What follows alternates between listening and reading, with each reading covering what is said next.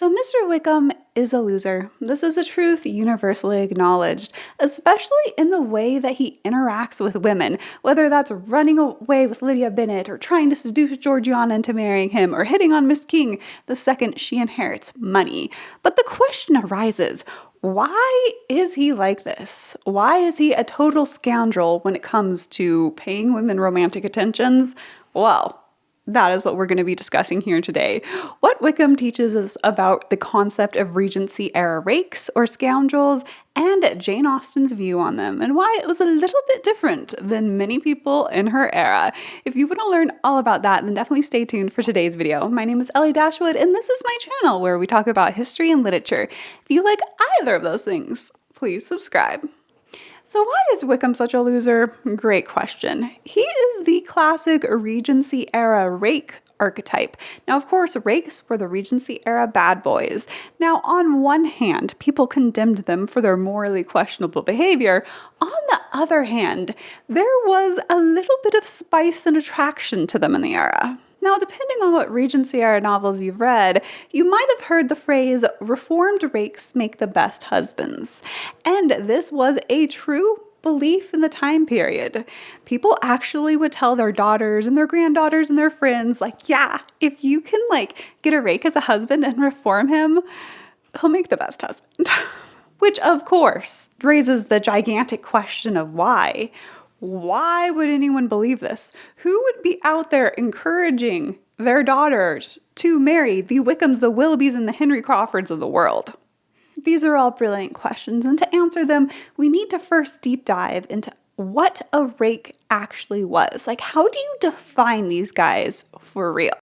This is a word that gets thrown around quite a bit in Regency romance novels and historical fiction, but what is it? Because it's definitely not a garden implement. Well, this is how it was defined in the era. A loose, disorderly, vicious, wild, gay, thoughtless fellow. A man addicted to pleasure. So if we translate man addicted to pleasure into modern terms, we're talking about a guy who sleeps around and seduces women quite a bit. So, for example, Mr. Wickham seducing the daughter of a respectable family called Lydia Bennet. Or we have Henry Crawford over there seducing a married woman, Mrs. Rushworth. Total rake. And then, of course, we have Willoughby over there seducing Colonel Brandon Ward's Eliza and getting her pregnant. And it's interesting because in Sense and Sensibility, he calls himself a related word to rake called libertine. Now, a libertine in the era was defined as one who lives without restraint or law, one who pays no regard to the precepts of religion. So basically, libertine carries a lot of the religious aspects of this behavior because, of course, during this time period in England, they're all paying tithes to the Church of England. They're all technically supposed to be Christian, but a lot of these rakes or libertines are out there being like, well, guess what? I'm going to do whatever I want, and I don't care what you say about it, church. And that religious aspect to it is why, in Willoughby's famous quote of, because I was a libertine, she must be a saint, he's contrasting libertine with saint.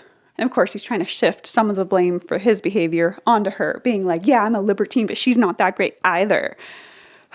Willoughby, so mature, isn't he? Now, of course, while the Church of England and everyone else took a negative view of rakish and libertine behavior, men still got away with it because there was a massive sexual double standard in the Regency era. Of course, if a woman slept around and that got out into public knowledge, then she was considered pretty much ruined. As we see Mary Bennet sum up for us so kindly after her sister Lydia elopes with Wickham. The book says, unhappy as the event must be for Lydia, we may draw from it this useful lesson, that loss of virtue in a female is irretrievable, that one false step involves her in endless ruin, that her reputation is no less brittle than it is beautiful, and that she cannot be too much guarded in her behavior towards the undeserving of the other sex. So as we see Mary Bennet point out here, a woman's reputation could get ruined very easily, and then it stayed ruin. And that's why a Regency era lady really needed to protect her reputation. Just like how today we need to protect our online privacy and data with this video's sponsor, Surfshark. So I love using Surfshark VPN because it makes me feel so much safer while browsing the internet because it gives me a secure and encrypted connection. Now you might be like, why is that important? I will tell you, because say you are sitting there trying to buy a statue of Mr. Darcy and you're entering your credit card information, but you are at a public cafe on public Wi-Fi, which is inherently sketchy because over there's a hacker trying to steal your personal data. But with Surfshark, it's all encrypted, so he can't, and he can just go home and rethink his life and be sad that he can't steal your data, while you can buy your statue of Mr. Darcy in peace. See, this is why we need Surfshark. One of my other favorite thing about Surfshark is that I can have it on unlimited devices, so I have it on my phone and my laptop, and my favorite thing about the laptop app is that it also has antivirus built in. So it's constantly scanning my computer for things like malware and viruses and trackers and just keeping me safe and protected on the internet. So if you want to up your online security game, then definitely check out Surfshark. You can go to surfshark.com/Dashwood or use my code Dashwood to get 4 extra months of Surfshark VPN. Now, back to the video. A woman's reputation could get ruined very easily, and then it stayed ruin. We see this especially in Mansfield Park when, of course, we have that entire drama go down where Henry Crawford has an affair with Mrs. Rushworth. And the outcome of that is very different across the genders. Mrs. Rushworth pretty much gets banished out into the middle of nowhere, and Henry Crawford, well, he just keeps being Henry Crawford. Everyone's like, bad job there. Also, you're invited to the party on Thursday. See ya there. And Jane Austen had an opinion on this double standard. In Mansfield Park, she notes, that punishment, the public punishment of disgrace, should in a just measure attend his share of the offense is, we know, not one of the barriers which society gives to virtue. In this world, the penalty is less equal than could be wished. So basically, Jane Austen is saying here, it should be equal for men and women, the disgrace after this sort of behavior, but it is not, and we all know it. There's something very interesting about this double standard as well. So not all men who had relations outside of marriage were considered rakes. So for example, Colonel Brandon in Sense and Sensibility. So we all know that Colonel Brandon's ward Eliza was not his actual child because we've either read the books or seen the movies or watched my videos. So we're aware of this fact. But initially, when Miss Williams, his ward, gets introduced into the plotline, we don't know that. In fact, when we first hear of her, Mrs. Jennings is the one who tells us this information, and this is what she has to say about his ward Eliza. It says, "What? Do you not know who Miss Williams is? I am sure you must have heard of her before. She is a relation of the Colonel's, my dear, a very near relation.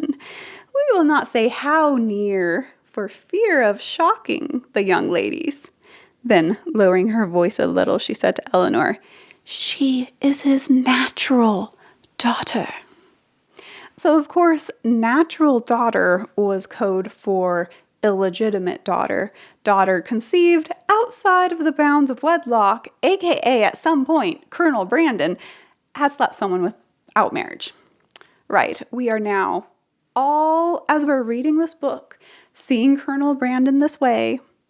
But does that really make anyone think Colonel Brandon is a rake? No, not really. And I think this goes to show that there are additional requirements to being a rake than simply breaking the moral code of the Regency era. So in addition to sleeping around, there were 3 essential requirements for earning that title of rake. First of all, be addicted to pleasure. So we see in the very definition of a rake, that they're addicted to pleasure. Now, basically, this means they are more interested in sleeping around than actually loving someone. So if we think about Colonel Brandon, we know he's a man of very deep feelings. Someone looking at Colonel Brandon, thinking that he has an illegitimate daughter, would probably imagine like, oh, he probably fell in love with someone, maybe of a lower social class, and then kept her as a mistress, and they had a love child. And then after this mistress died in childbirth, he's like taking care of this love child, and like, oh, it was this great romance. See how like that plot line is very, very different from a guy who's like, I just want to sleep around. And so pretty much being addicted to pleasure and not love is one of the requirements. And it actually goes right into the second requirement, which is a desire for conquest. Regency rakes pretty much wanted to rack up a list of who they'd been with. They wanted to target women, win their affections, and then be like, okay, done, moving on to the next woman. We really see this play out with quite a few of Jane Austen's rakes.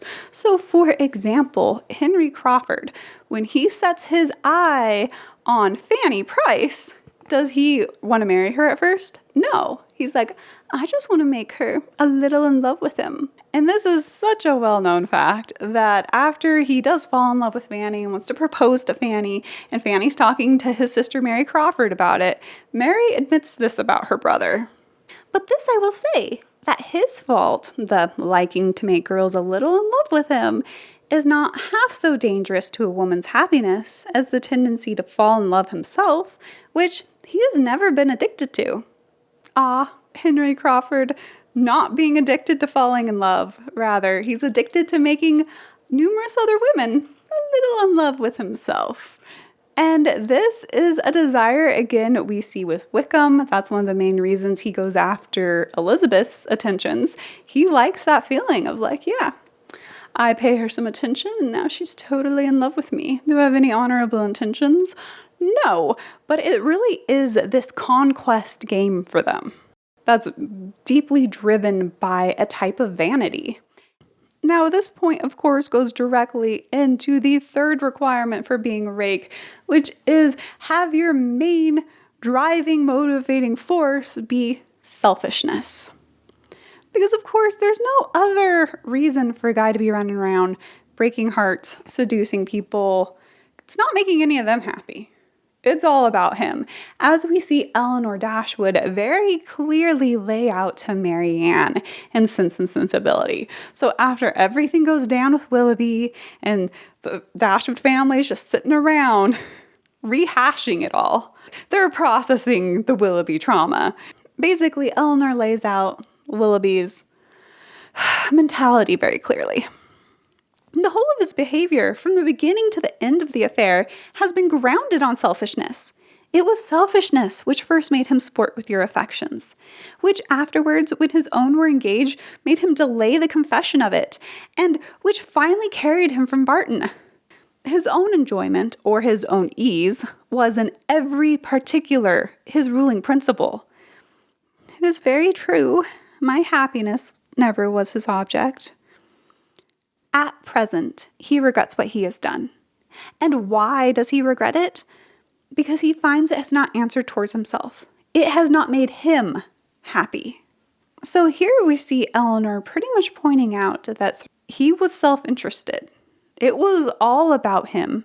As Marianne acknowledges, it was never about her or her happiness or caring about her in any true, real way. And we see the same self-interestedness in Wickham in Pride and Prejudice. So after Elizabeth gets news that Lydia and Wickham have eloped and her aunt and uncle are coming back from their vacation, they are having this discussion, right? Her and her aunt and uncle about like, could Wickham really do this? And this is how that conversation goes down. Upon my word, said Mrs. Gardiner, I begin to be of your uncle's opinion. It is really too great a violation of decency, honor, and interest for him to be guilty of it. I could not think so very ill of Wickham. Can you, yourself, Lizzie, so wholly give him up as to believe him capable of it? not perhaps of neglecting his own interest, but of every other neglect I can believe him capable. So here we see the gardeners wanting to be in denial, being like, nobody could be that self-interested. And Elizabeth over there like, yeah, no, he's that self-interested.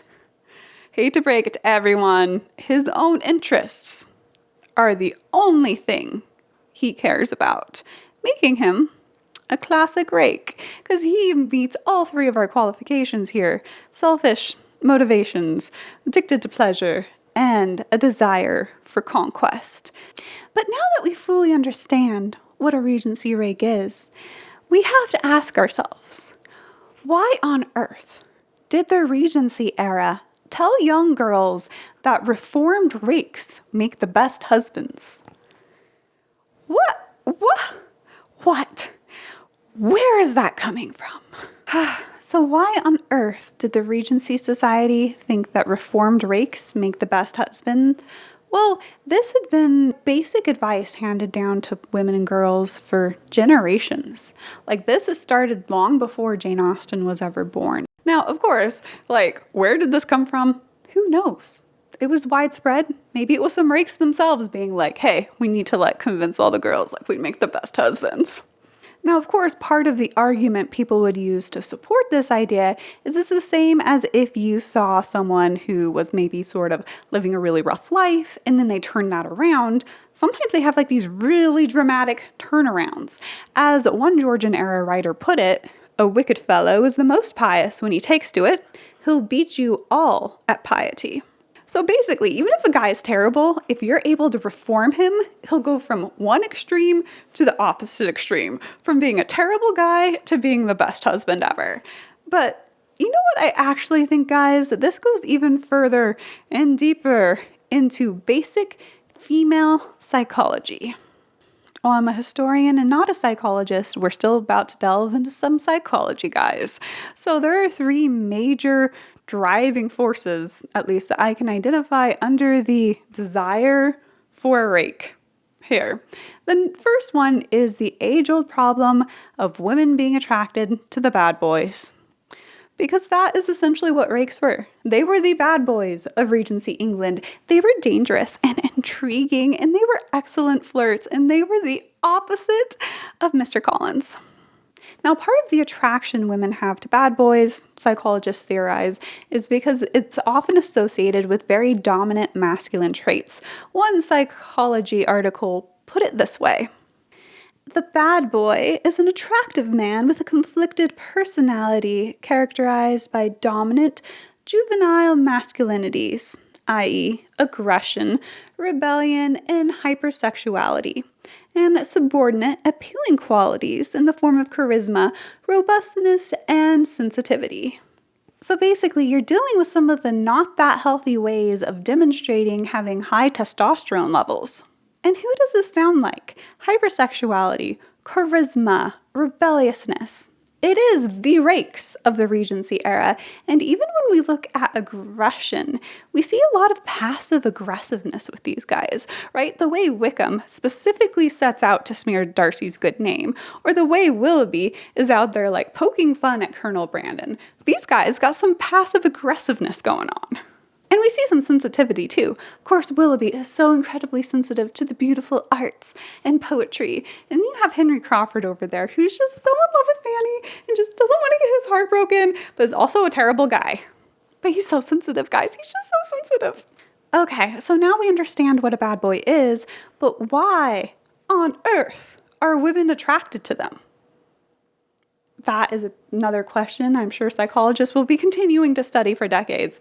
But one major underlying theme in both Regency era literature about this and modern psychological literature is the need for women to save men. So a lot of women are naturally very caring and nurturing, and they want to help and fix and save men. And that was how women were in the Regency era. They wanted to take these guys who were rakes, living terribly debauched lives, and just help them learn the ways of right, have a better life, be their cute little wife. And yeah, it was going to be great, guys. As some writers of the time period put it, they wanted to win him back to virtue. And so they hoped they would. They were going to win this guy back to virtue. And it would go a little something like this. Rakes, when they are actually reformed by the women whom they marry, may behave afterwards in an exemplary manner and do honor to the conjugal character. That is right. These women were going to reform these guys. They would be great husbands. They would do honor to the conjugal character. Now, of course, women have an even deeper need, though, to fix these guys, and that is their need to feel special. So if we look at this dream being presented by the phrase, reformed rakes make the best husband, girls in this era are imagining like, yeah, I will be the one who can finally reform this rake, right? Like he has slept with all these other women. He's broken all these other women's hearts.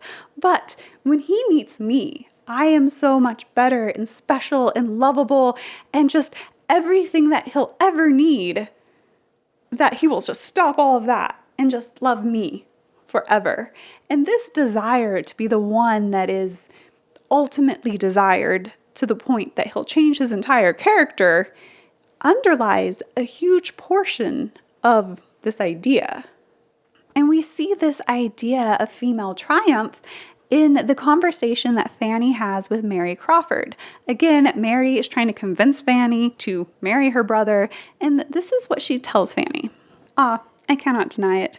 He has now and then been a sad flirt and cared very little for the havoc he might be making on young ladies' affections.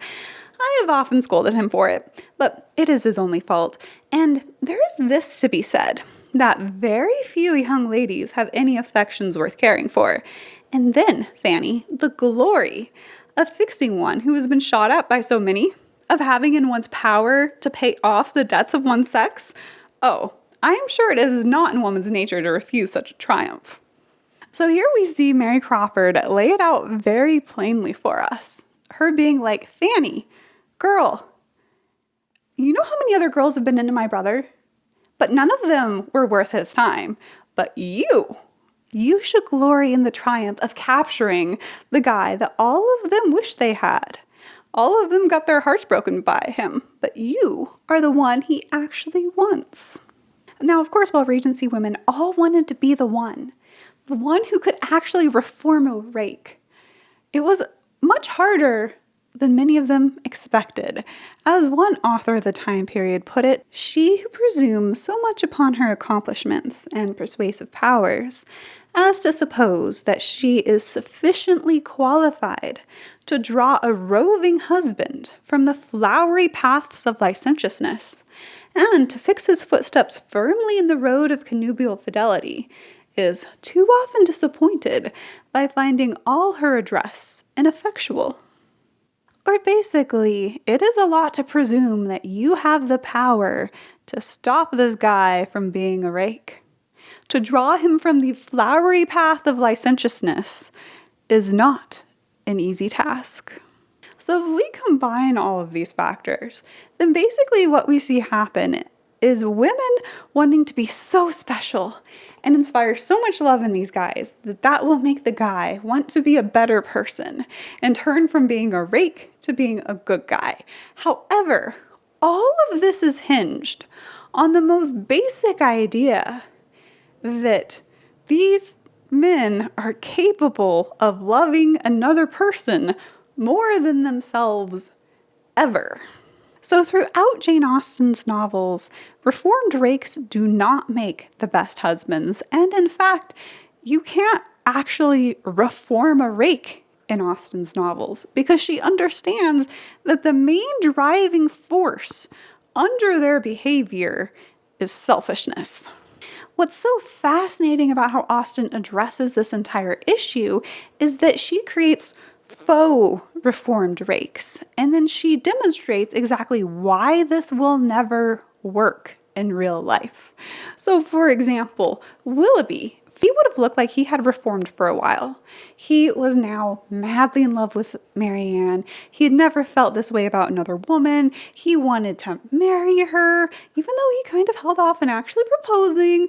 But, in his mind, he was like really, thinking about it. He's going to propose here.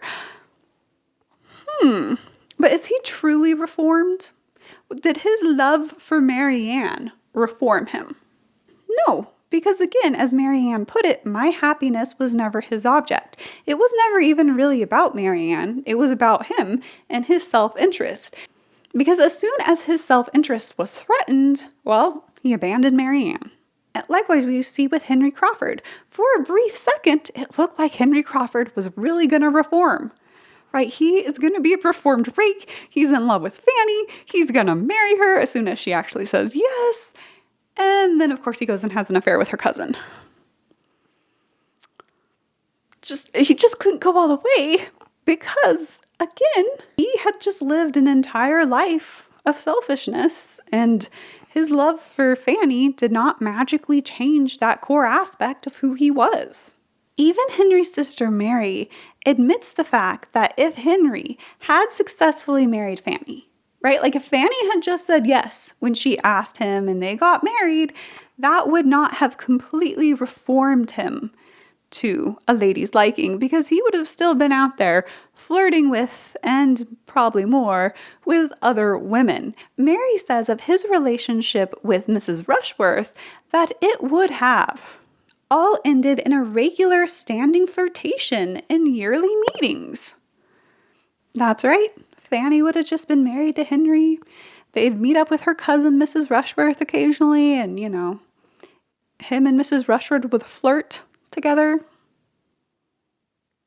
Basically, throughout Jane Austen novels, she rejects this idea that a lady can reform a rake by just being so incredibly amazing. Because Fanny is amazing, and Marianne is amazing, and they deserve amazing men. But you know who doesn't deserve them? These rakes. Because they're selfish and they need to reform themselves. Women don't need to be fixing these guys. Is this modern dating advice? Yes. Don't be out there reforming the rakes, guys.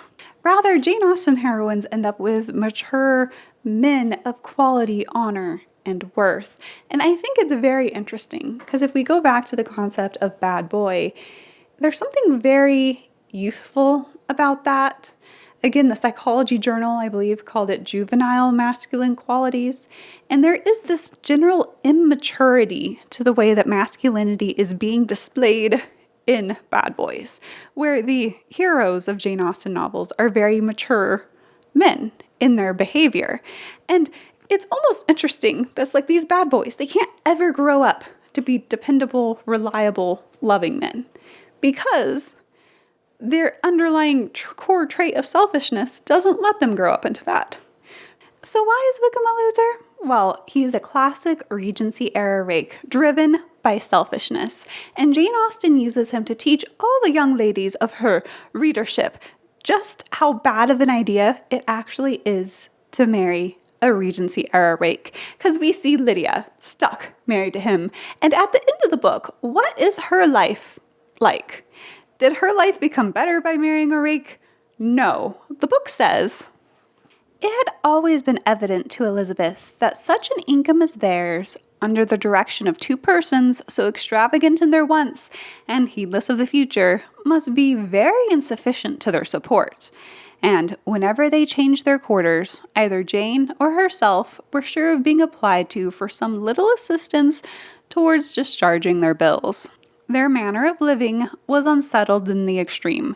They were always moving from place to place in quest of a cheap situation, and always spending more than they ought.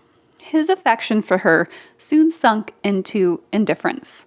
Hers lasted a little longer. So as we see there, Wickham soon loses all affection for Lydia. Lydia's doesn't last way too much longer, and they end up poor. Because, of course, Regency era's rake selfishness doesn't just ruin their romantic relationships, it also ruins their finances, as we also see with Willoughby in Sense and Sensibility. But basically, was marrying a Regency era rake a good idea? No, that is what Wickham tells us. But say you are a young lady entering the marriage season, and you now know that reformed rakes do not make the best husbands. How do you avoid them? How do you prevent yourself from marrying a rake? It almost happened to Mary Ann and Fanny. So this is a real danger, guys. Well, if you want to learn all about that, then definitely subscribe. We will be discussing this in a future video.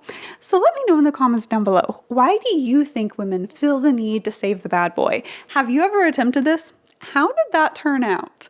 Also, special shout out to all of my awesome channel members. Bye! And as always, guys, keep being awesome, because you're awesome.